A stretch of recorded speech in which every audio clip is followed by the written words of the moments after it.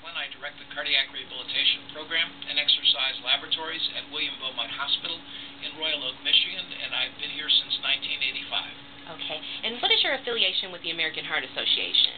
I've been a longtime volunteer for the American Heart Association since the early 1980s when I worked on the Exercise and Cardiac Rehabilitation Committee, working with such terrific volunteers or staff members as Nancy Brown and Chris Martin and a number of others through the Detroit affiliate in the early 1980s. So what would you say is the importance of taking advantage of the START program, even in this economy? I think as I look at the President's agenda and I look at the challenges that we face, certainly high health care costs are right at the top of the list. And I believe, and I felt for many, many years, that the mission of the American Heart Association is really one for not only treatment but prevention of cardiovascular disease.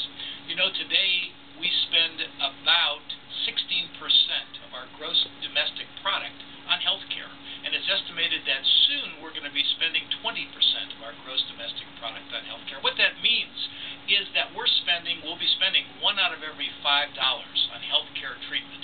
We as a country simply can't afford to continue to do that.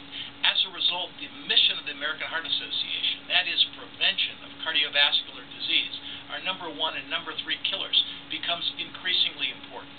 And we now recognize that by favorably modifying many risk factors, high cholesterol, high blood pressure, physical inactivity, obesity, and diabetes, all favorably modified by lifestyle and pharmacotherapies, we can beat this disease.